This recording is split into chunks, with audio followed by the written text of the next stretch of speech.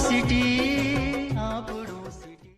ऐसी कोई भी बात व्यापारियों ने नहीं रखी है जो पार्टी के या हम नेताओं के समझ में नहीं आवे। ऐसी कोई बात आपने नहीं रखी है, ये सारी बातें समझ में आने लायक। लेकिन जो चीजें राजस्थान सरकार से संबंधित है वो राजस्थान की सरकार को उखाड़ के फेंको तो हम निश्चित रूप से हो जाएगी। पहले ये काम तो करना पड़ेगा, क्योंकि आज मंडी का विषय है। मंडी का विषय है तो राजस्थान सरकार का मामला आ गया। और ये वास्तव में आज के इस कार्यक्रम में रखा गया ये शब्द कि हमारी मंडी बहुत छोटी पड़ रही है। मेरठा की मंडी राजस्थान की सबसे मशहूर मंडियों में से एक है। आमदनी इतनी ज्यादा है कि 2-2 दिन मंडी बंद रखनी पड़ती है। ये बहुत कंक्रीट सुझाव है, मैं इसका पुरजोर समर्थन कर रहा हूँ। और आने वाले समय में यदि राजस्थान में भारतीय जनता पार्टी की सरकार आएगी तो निश्चित रूप में मेरठा की मंडी के लिए प्रयास किया जाएगा। वाजिब बात है। आज 2-2 दिन मंडी बंद रख के बाद मतलब माल ही नहीं लेना, ये कोई बात नहीं है। लेकिन जिस समय मंडी छोटी उस समय ठीक था, लेकिन मेरठा ने बहुत प्रगति की। मेरठा की मंडी ने नाम कमाया तो निश्चित रूप से बड़ी होनी ही चाहिए। और भी ज्यादा सुझाव है, सबका अलग अलग प्रकार डालूंगा तो समझ ज्यादा जाएगा। मान लीजिए वित्तीय वर्ष की बात है, बिल्कुल टेक्निकल है। मान लीजिए टैक्स में जो देखिए जीएसटी जो टैक्स लगा, एक नई परंपरा इस मोदी सरकार ने बहुत अनुकरणीय परंपरा की शुरुआत की। ये कोई सामान्य निर्णय नहीं था। जीएसटी के दायरे में ला करके सभी वस्तुओं को एक साथ बांध करके एक टैक्स की परिधि में ला देना, ये बहुत बड़ी बात थी। ये किसी हरेक के बस की बात भी नहीं थी। ये तो मोदी सरकार है जिन्होंने जीएसटी टैक्स के अंतर्गत सबको लाया है। अब उसमें क्या है, कोई भी बड़ा कानून बनता है, कोई भी बड़ा निर्णय होता है तो उसमें कई विसंगतियां होती है। आप भारत के संविधान को देख लीजिए, कितने बार परिवर्तन हुए उसमें। क्यों, संविधान जब बना था तब स्थितियां अलग थी, बाद में स्थितियां अलग होगी तो 100 बार संशोधन हो गए। और जीएसटी कानून में भी निरंतर संशोधन हो रहे हैं, निरंतर सुधार हो रहे हैं। और आपकी जितनी बातें आपने बताई है वो साइट वहां पहुंच चुकी है, नहीं पहुंची है तो पहुंच जाएगी। और जीएसटी में और सुधार, व्यापक सुधार होगा। और आप इनकम टैक्स में आप फ्री महसूस कर रहे हैं। मैं तो खुद ही व्यापारी हूँ, मैं हर मार्च में चिंता करता था इनकम टैक्स वाला नहीं आ जाए। इस मार्च में कोई चिंता नहीं की, वेतन का कोई इनकम टैक्स वाला तो आना नहीं है, कोई चिंता मत कर। तो ये बहुत बड़ी बीमारी थी। हर फरवरी मार्च में कोई न कोई सर्वे के नाम से आ जाता था, ये सब व्यापारियों को मालूम है। और फरवरी मार्च में स्टॉक कम करना लग जाते थे, सब ध्यान रखते थे कौन आ रहा है कौन जा रहा है। इस बार ऐसा नहीं हुआ। जीएसटी की परेशानियां जरूर है और उसके लिए आपकी बात को पहुंचाने का प्रयास करेंगे। मोदी भाई साहब यहाँ हैं, सारे पार्टी के अच्छे कार्यकर्ता मौजूद पहुंचाने का कोशिश करेंगे। और ये मैं तो कहता हूँ, मैं दाद देता हूँ सीपी बिरला जी कि उन्होंने कार्यक्रम को केवल मंच के लोग भले बोल के चले जाते हैं और केवल सुन के चले जाते हैं सामने वाले। पहली बार इस कार्यक्रम को इस ढंग से प्रस्तुतिकरण किया जिसने पहले आपको सुना। क्या आप कोई श्रोता के लिए नहीं है, आप समझदार हो गए, आपके सुझावों का महत्व है। हम स्टूडेंट और आप हेडमास्टर हैं। ऐसी स्थिति के लोग सामने बैठे हैं तो सुन करके केवल चले जाए, ऐसा थोड़ी हो सकता है। आपने जो बातें रखी बहुत मार्मिक रखी। और देखिए दूर दूर से लोग आए। अब गोटन के जो सेल्स इन्होंने बनाए, राठी जी को मैं तो कम जानता था, लेकिन मुझे लगा कि सक्षम है। कितने गोटन के कितने अच्छे अच्छे व्यापारी आज आ गए। और ये सीपीजी का प्रयास है कि थावला से भी मोटरसाइकिल से आगे बाहर से लोगों को बुलाना मेरठा के इस व्यापारी सम्मेलन में बहुत बड़ी बात है। और जो आदत है किसी भी कार्यक्रम को हल्के से नहीं लेना। पार्टी के कार्यक्रम तो आते रहते हैं और इतना बड़ा खर्चा करना मामूली बात नहीं है। लेकिन हमारे सीपी बिरला तो जुनून सवार व्यक्ति है। मैंने कहा इतना खर्चा क्यों करो, कहते हो भाई साहब मैंने तो करवा दे, हमारी तो आदत है, था की आदत है, हमारी भी आदत है। ये इस तरह की बात कह करके सरकार दिया उन्होंने मुझे बोले देखो मौसम खराब है ना तो एयर कंडीशन हॉल में तो करना ही पड़ी ना, और शाम की टाइम हो जाए तो भोजन भी करना ही पड़ी ना। यानी वो दाद नहीं देते और इस तरह का कार्यक्रम करते हैं। और आज आपको सौगंध भी दिला दीजिए इनके जाना है। ये कार्यकर्ता की दिल की बात है, यहाँ से बोलता है कार्यकर्ता। ऐसे ही कार्यकर्ताओं ने भारतीय जनता पार्टी को इस स्तर पर पहुंचाया जहां आज हम हैं। उन्होंने कभी राज नहीं किया। मैं कहता हूं साहब, मैं 1967 में जैसे मोहन जी भाई साहब ने कहा कि मैं 2003 में भारतीय जनता पार्टी काम करने लगा, मैं 1967 में जनसंघ के और स्वतंत्र पार्टी के प्रत्याशियों के लिए काम करने लगा। सिर्फ 55 वर्ष में अध्यापक की नौकरी छोड़ी मैंने, और बाबूजी गोविंदलाल जी सोनी मेहता में स्वतंत्र पार्टी के प्रत्याशी थे, और बाबूजी मोहनलाल दिवाकर डेगाना में जनसंघ के कैंडिडेट थे, और दोनों के सामने दो महारथी थे, वहां गौरी पुनिया जी और यहाँ नाथुराम मेहता जैसे महारथी जो राजस्थान के मुख्यमंत्री बनने वाले। इस मेहता की जनता ने, इस व्यापारी समाज ने एक सहज व्यापारी सरल हृदय के हमारे बाबूजी गोविंदलाल जी सोनी को उस जमाने में जिता दिया जहां कोई जीत नजदीक भी नहीं थी। वही तो मेहता है, वही मेहता है ये। और इस मेहता में की गई दकाल और इस मेहता में लिया गया निर्णय पूरे राजस्थान में प्रभावित करता है, और नागौर जिले की 10 सीट बनाने की ताकत रखता है। आज की बैठकें, पहले मोर्चों का कार्यक्रम भी बहुत जोरदार हुआ, और अभी ये कार्यक्रम भी बहुत जोरदार हो रहा है। और यहाँ पर क्या है, संख्या नहीं है, लेकिन सारे बुद्धिजीवी है। संख्या कम हो सकती है, लेकिन सारे लोग वरिष्ठ जन हैं जो बात को समझते हैं। अभी मोहन जी भाई साहब ने कितने उदाहरण दिए, क्या क्या कांग्रेस ने नहीं किया और क्या क्या इन्होंने नहीं किया, आज तक हल्का काम क्यों कर रहे हैं, ये सारी बातें आपको बताई। आप लोग भ्रमित होने वाले नहीं है, मुझे तो अच्छी तरह मालूम है। मैंने गांव की राजनीति की है, मैं सरपंच रहा हूँ। एक बिजली के मंडल में हमारे पिताजी किसी को भी सरपंच बना देते थे, ले आप बीड़ी पी ले, उसमें तो सरपंच बना देते। मैंने आंखों से देखा। तो गाँव में केवल जो महाजनों की दुकानें होती थी वही राजनीति का केंद्र होती थी, वही गांव के लोग आते थे और वही सारे निर्णय होते थे। और हमारे महाजन लोग बड़े होशियार थे, उसके मन की बात को जान करके अपनी बात उसके हृदय में बैठा देते। लेकिन इसका कारण है वो सेवा भी करते। क्यों मानेंगे उनकी बात? दुख समय आड़े आते थे। माँ मर गई, काम कराना सेठ जी कराते थे, खेती बीजनी है तो सेठ जी करना पड़ता। जब वो काम करते थे तो जुड़े हुए रहते थे काश्तकार, और इसलिए उनकी बात को मानते थे और चाहे ना देता रहते। आज भी व्यापारी वर्ग जहां भी है पूरे हिंदुस्तान में, उसका बड़ा प्रभाव है। आज यहाँ नहीं, वर्ल्ड में कहीं भी चले जाइए आप, वर्ल्ड का व्यापारी, हिंदुस्तान के बाहर का व्यापारी, यूएसए में चले जाइए, वो अपना प्रभाव रखता है। विश्व के किसी कोने में ऐसा नहीं है जहाँ राजस्थान के मारवाड़ी और व्यापारी का प्रभाव नहीं हो, सब जगह प्रभाव है। और माननीय प्रधानमंत्री जी नरेंद्र जी मोदी भी उन राजस्थानियों को, मारवाड़ियों को, व्यापारियों को ज्यादा पसंद करते हैं। ये मुझे खुद ने कहा। आप तो दाता समाज से, मैंने तो परिचय दिया तो बोला आप तो दाता समाज से, यानी व्यापारी समुदाय को वो दाता समाज में मानते हैं। व्यापारी हमेशा देता है। भारतीय संस्कृति को बचाने वाला कौन? ये राम मंदिर के नारे लगाने वाला कौन? ये गौशालाएं चलाने वाला कौन? ये आध्यात्मिक कथाएं करने वाला कौन? जब भी महामारी आई, संकट आया तो धन देने वाला कौन? गांव में मंदिरों का निर्माण हुआ, किसने बनाया?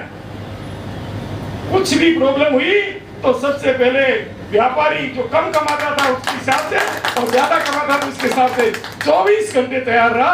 और आज भी पैसा चाहिए तो व्यापारी समुदाय से लाना पड़ता है, और व्यापारी दिल खोल के देते हैं।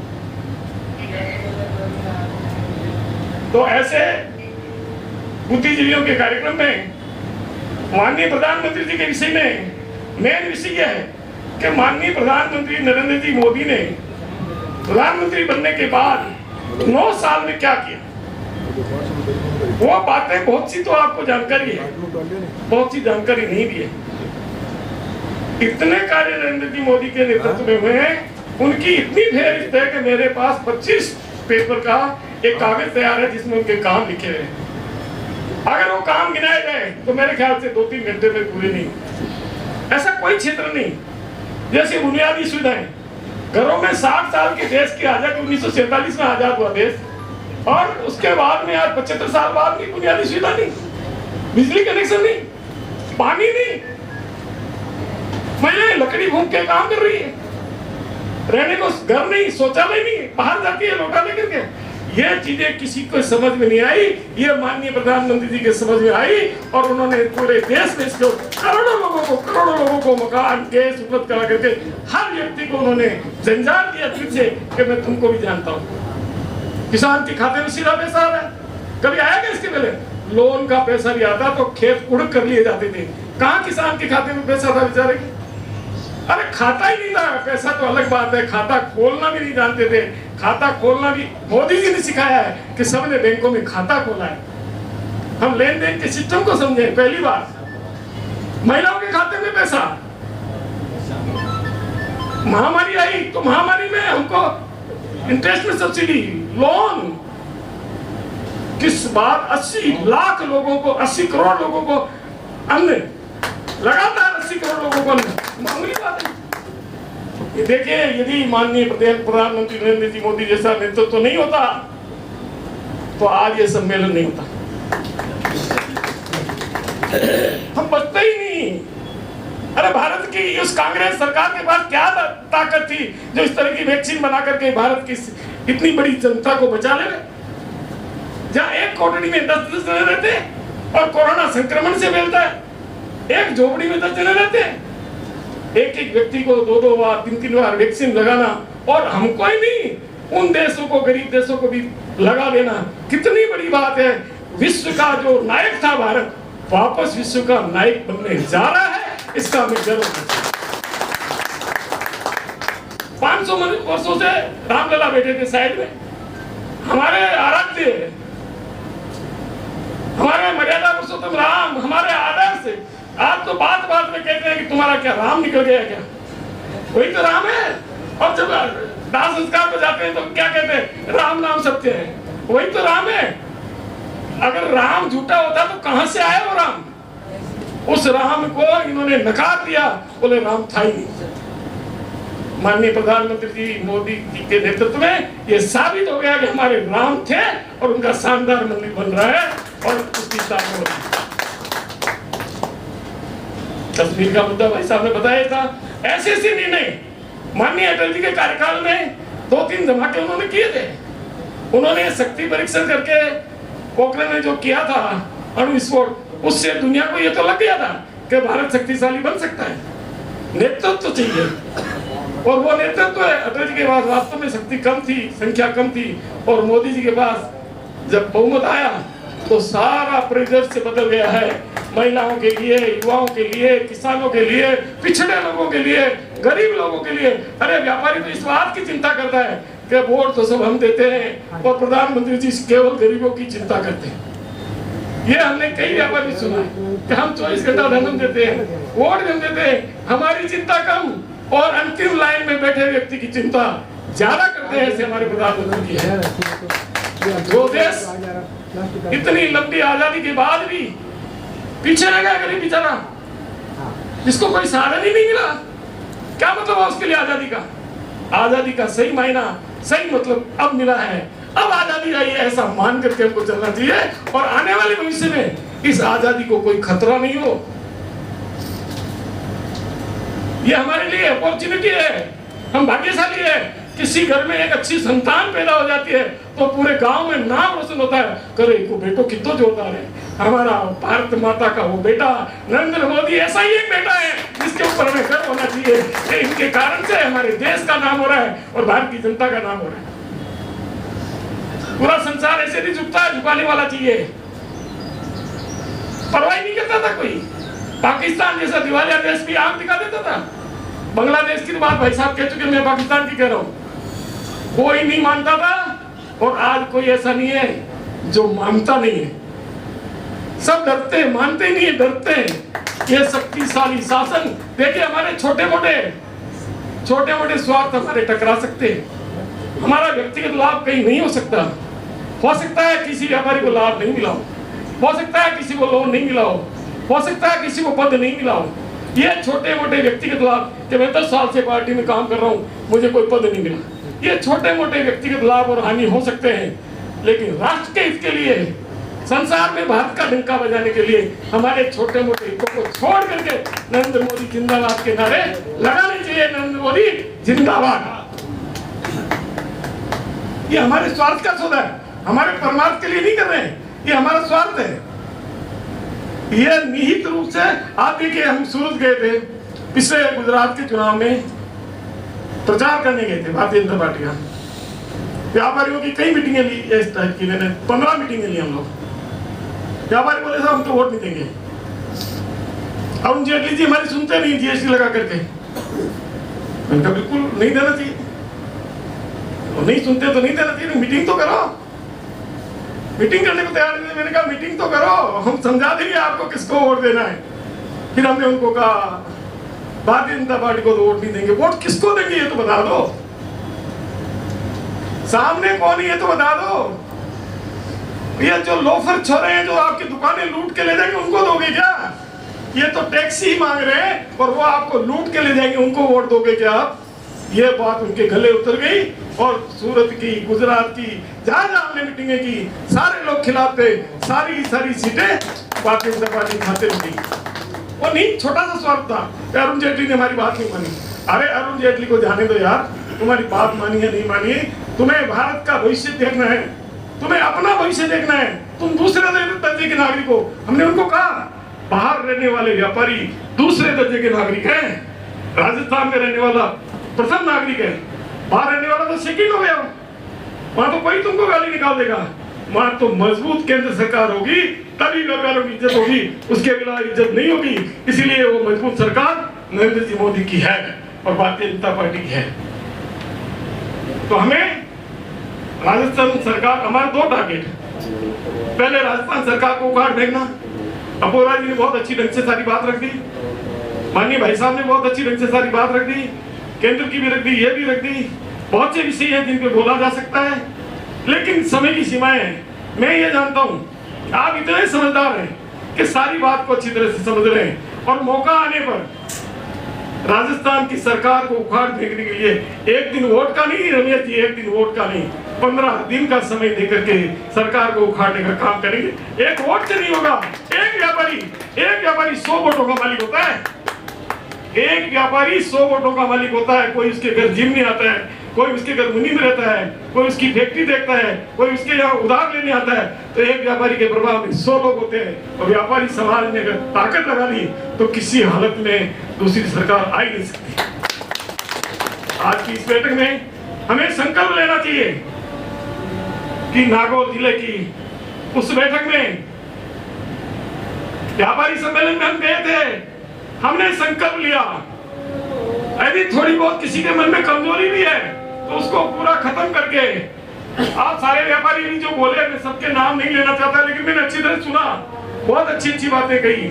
आप बहुत समझदार हैं, बुद्धिजीवी हैं और देश को चलाने के लिए आप जानते हैं किसकी जरूरत है, इसलिए आपको ज्यादा समझाने की आवश्यकता नहीं। समझदार को इशारा काफी है। किसी भी हालत में देखिए, बदमाशों को, गुंडों को कुछ खाने को नहीं मिल रहा है, वो सब लपट रहे हैं, लोट मोड़ हो रहे हैं, पागल हो रहे हैं।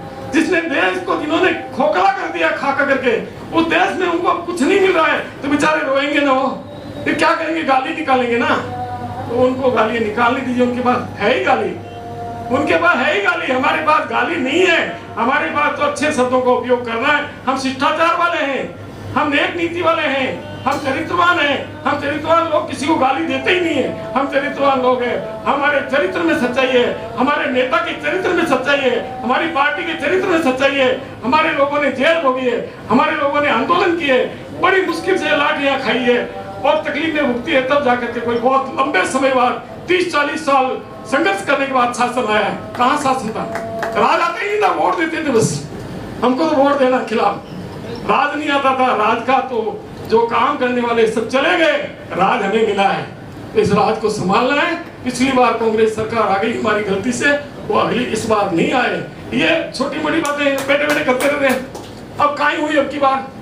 अरे काई हुई? जो इतनी भ्रष्ट सरकार है अशोक गहलोत की, जिसने कुछ भी नहीं किया है, किसी की इज्जत को बख्शा नहीं है, आपके लिए कुछ भी नहीं किया, पागल बनाने का काम कर रहा है, फिर भी अपन पूछते हैं काई हुई अब की बार? अरे काई हुई अब की बार नहीं, 150 से ज्यादा सीटें भारतीय जनता पार्टी को इस बार मिलेगी, कोई रोकने वाला नहीं। मैं सकते आपके मन की कमजोरी को दूर करो और कोई प्रश्न करता है उसको जवाब दो कि भैया बोल क्या करता तू, क्या किया अशोक गहलोत ने, बता ना। क्यों भ्रष्टाचार फैलाया है, हमारी बहनों की अस्मत को लुटा है, हमारे छात्रों की इज्जत को लुटा है, पेपर लीक किया है। कौन सा भ्रष्टाचार, कौन सी बेईमानी इस अशोक जी गहलोत के कार्यकाल में 4.5 साल में नहीं हुई है जो वो आज वोट मांगे? घोषणाएं जाते जाते करते हैं, जब इनका कार्यकाल समाप्त होता है तब घोषणाएं कर देते हैं और फिर वो चले जाते हैं। उनको मालूम है मुझे तो जाना है, घोषणाएं कर दी, अब आने वाले करते रहो उसकी पूरी। ये बात पहले की जा चुकी है, मैं बार बार नहीं दोहराता हूँ। आप सब लोग यहाँ पधारे और कार्यक्रम को सफल बनाया। सीपी जी ने कार्यक्रम का आयोजन किया। मान लो आप नहीं आते या कम संख्या में आते, उन्होंने कहा भाई साहब हॉल छोटा है लेकिन खचाखच बन जाएगा। वही स्थिति हुई कि इतने लोग आ पाएंगे, क्योंकि बंद में करना है, मौसम खराब है, तो वही हुआ। और आप सब लोग आए अपना काम छोड़ करके, और हमारे तो जोधपुर से भी हमारे परिवार के सदस्य आ गए, बहुत से लोग आए। मैं सबको धन्यवाद देता हूँ, बाहर से आने वालों को विशेषकर धन्यवाद देता हूँ।